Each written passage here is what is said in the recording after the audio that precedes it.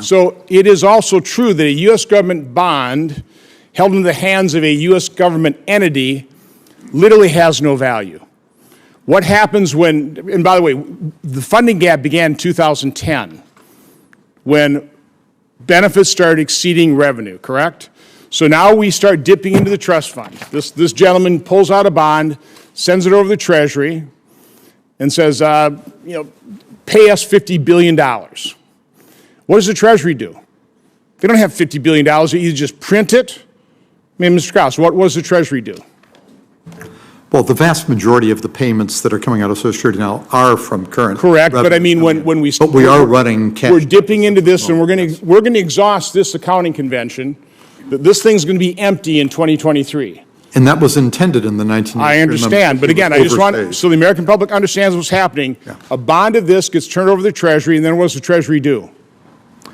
Well, the Treasury realizes the fact that Social Security has saved up this money. No, but again, what is avoiding borrowing from the actual transaction?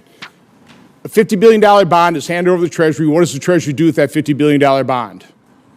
They pay the Social Security trustee. Exactly. $50 billion. Where do they get the $50 billion? From either current revenues or from borrowing from the public. But yeah, okay. Yeah. Right now they're borrowing because we're running $1 trillion deficit. Yeah. So they float another bond. On the margin. Yeah. So it's very important for people to recognize that fact. Mr.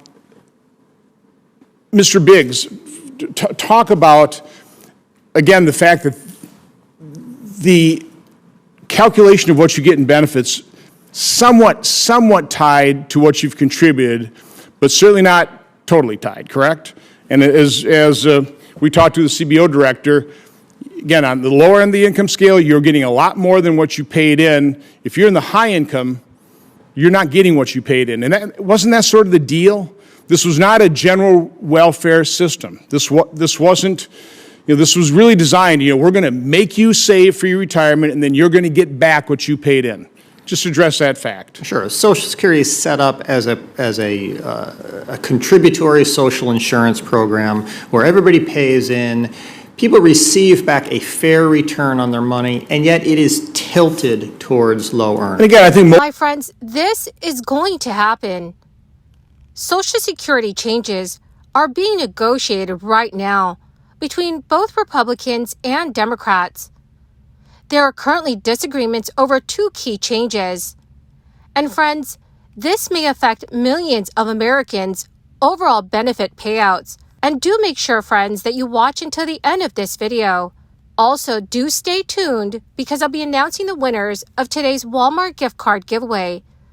If you would like to enter these weekly giveaway, friends, all you have to do is click and like several of my videos and then comment below the keyword of each video that you watch. The more videos that you watch and then comment on, friends, the greater your chances of winning these weekly giveaways. Lawmakers are hashing out plans to shore up Social Security's ailing trust funds, and the possible changes will affect the benefits that Americans receive. Broadly, that comes down to key changes, which is raising the retirement age and increasing the amount of annual wages subject to the Social Security payroll tax. This could mean requiring Americans to wait until they are 70 years old to collect their full retirement benefits. Current rules have set the full retirement age as 66 to 67 years old, depending on your date of birth. It could also mean requiring high-income Americans to pay more into Social Security.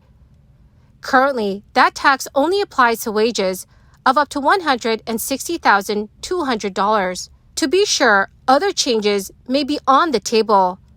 Senators Angus King and Bill Cassidy are reportedly leading a bipartisan coalition to propose changes, including raising the retirement age to 70 years old. Their plan reportedly calls for the creation of a sovereign wealth fund that could invest Social Security's funds into stocks. If the returns on those funds fall short, that could trigger more wages to be subject to payroll taxes, as well as higher rates on those levies. Spokesman for Senator Cassidy and Senator King declined to provide further details, noting the plan is not yet finalized. Meanwhile, Senate Democrats, led by Elizabeth Warren and Bernie Sanders, has reintroduced legislation that calls for reapplying the Social Security payroll tax on wages over $250,000. It would also require wealthy individuals to pay a 12.4% tax on business and investment income. The plan would also add $2,400 per year to benefits. Discussions about how to shore up Social Security has increased since President Biden's State of the Union address, during which he prompted both sides of the aisle to promise not to cut the program. Yet the clock is ticking to shore up the program. A recent Congressional Budget Office report projected Social Security's combined funds may run out in 2033. That is 2 years sooner than the Social Security actuaries estimated last year. That would mean benefit cuts of about 23%. Changes to prevent those cuts may have profound effects on America's retirements and the U.S. wealth distribution. The Social Security full retirement age is gradually changing to 67 years old, based on changes enacted in 1983. So lawmakers are considering raising the full retirement age once again to age 70. The change would result in a 20% benefit cut across the board to lifetime benefits. As Democrats resist benefit cuts and Republicans oppose higher taxes, finding a compromise to fix the program will not be easy. It will be very crucial to look at the effects of any reform package in its entirety. A higher retirement age may be accompanied by other changes, like a robust minimum benefit, for example, that can protect people at the bottom of the income distribution. So just raising payroll taxes without any benefit cuts may provide enough money to shore up the program. Some experts question whether that would be responsible when other tax increases are needed to pay for the country's needs. So, dear friends, what are your thoughts about raising the retirement age? Please let me know what your thoughts are in the comments section below. The last round of July's 3 Social Security payments will go out to millions of retirees in 5 days. The payment may be worth up to $4,555 for individuals who retired at age 70. It will go out on July 26 to recipients born after the 21st of the month. As per the SSA schedule, supplemental security income benefits are dispersed on the first day of each month. However, in certain situations, where the first day of the month lands on a Saturday or a Sunday, the payment is expedited to the last Friday of the preceding month. My dearest friends, thank you so very much for being part of this community and for being here every single day.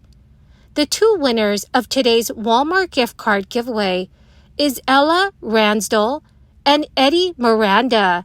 Congratulations, my dearest friends! To claim your gift cards, please check your notifications page and send me a message, or you could message me on my Facebook page. Remember, friends, I'll be doing weekly giveaways every Friday. Please enter the weekly giveaways by clicking and liking several of my videos, and then comment below the keyword of each video that you watch. The more videos that you watch and then comment on, friends, the greater your chances of winning the weekly giveaways. Thank you and have a wonderful and very blessed weekend.